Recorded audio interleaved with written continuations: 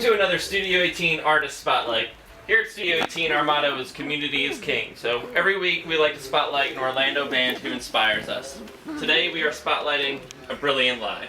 Woo! Woo! Go us! Hey guys, thanks for coming by Studio 18. Pleasure. You just went on a tour of the facility. Can you tell us a little bit about your experience, what you think of the studio? It's pretty rad. Yeah, I mean, the studio is it's awesome. Pretty rad. It's very awesome. The very cool thing about it's like it feels like a little community. Like there's everyone's hanging out, writing music, and there's a guy talking downstairs about like trying to work out blues scales. Right. I'd like bite my tongue to not join in and be like, maybe if you move that F sharp to a G, maybe it would work out. You know, like I felt like I didn't want to intrude because I didn't want a paycheck yet. You know, but I was like, well, maybe we should talk about this. But no, it felt like really accepting. It's cool. Yeah, and it's cool. Lots of different workspaces too, which is rad. So people can work and then come collab in another room, which is kind of unique. Yeah, it's a little different vibes from other places. Yeah, sure. It doesn't quite seem like a. Like I always hear about this kind of thing, like not in Florida. So it's cool that it's here in Florida, like, because I think like this happens everywhere else but here, and then it's here, and it's like wow, like this is kind of what you're waiting for. Yeah, you know, like the thing that. I live by this. Right, exactly. I really do actually. I understand you guys are based out of Orlando. Can you describe your experience in Orlando as a band? Like, you know, the Orlando music scene, how you feel about it, how you fit into it. It's very diverse. It's a very diverse music scene, and sometimes, unfortunately, it seems like it gets a little segregated. Sometimes. In little cliques, but it's been good to us as a band. We have a lot of really supportive people here, and fans and friends as well. There's a lot of people in this community that you'll see a band that you've never heard of, and be like, why didn't I hear this band? Like, oh, you're from here? Oh, you're not here enough to be, you know. Yeah. So We found a lot of the bands.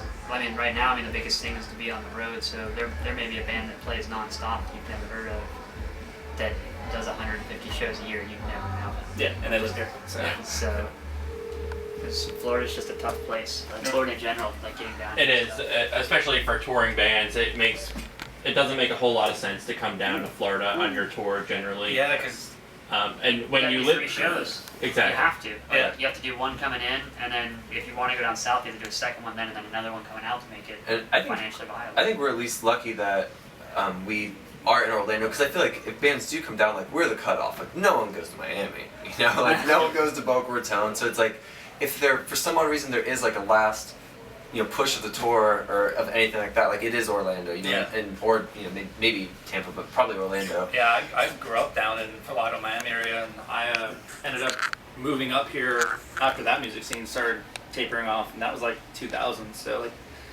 when someone says, "Oh, yeah, we're a rock band from Miami," my head kind of goes, "Really?" So you must play I Orlando did. a lot. Yeah. And it's usually that band that's like, "Well, we want to come play Orlando." It's like, "Oh, okay, all right." That makes sense. The venues are cool, and people are slowly coming around.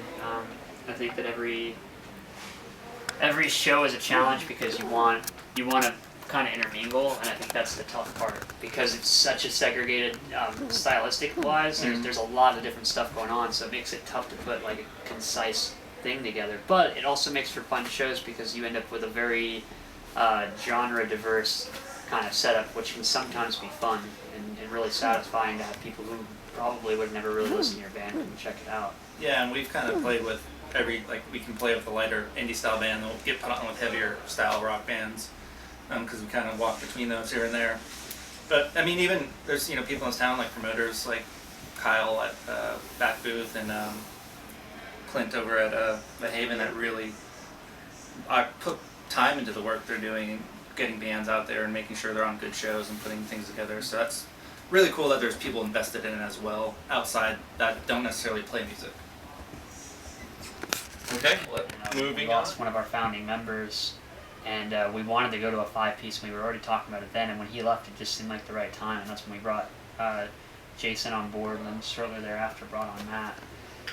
It's a shame to come so far to with the name that you have and lose somebody and then be like, oh, we're going to be a new band.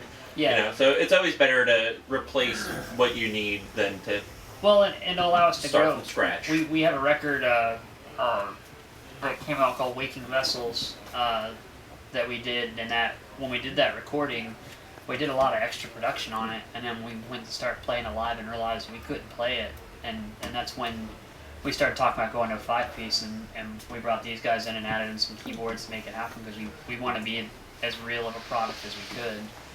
And then we just brought this guy on board a few months ago, and you know he's been doing some great work, and he's a really nice fit, especially from a rhythm perspective. Like we jive really well together, and have lots of dumb conversations, which is probably the best part. So. Speaking of dumb conversation, if I could replace any of the members, I would replace probably these 3 with myself, duplicates of myself, and then replace Tara with a female version of me.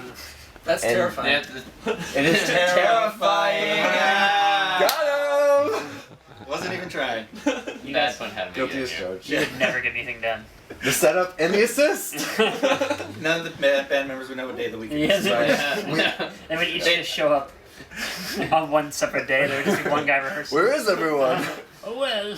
But no, I think clearly I wasn't in the band before, like I said, but like I think this is a pretty strong lineup as far as like creativity goes, at least, you know, and execution of it. I think, you know, like Yeah.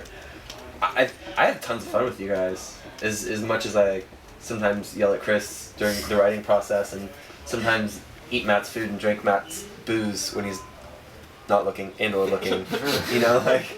But like I think all that like is why I actually enjoy being in the band most, and I think when you enjoy being in a band with people, it's not an issue. It's not a chore. Talent's one thing, but yeah, for sure. Yeah. Yeah. Having that family community, kind of what's going on in the studio here, like having that, like that real connection where you sit down after rehearsal and you're on a couch and you're dicking off about anything that doesn't really have to do with the band. Like that, I think that's really. The I key agree. to I think great having music. fun is Right. the most important part of being in a band. When it starts to feel like a chore, it's not worth it. The pay doesn't equal out to the What is Right. this amount of work pain? that puts in. Hold on, go back. He said pay.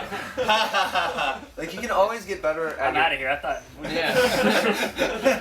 You can always get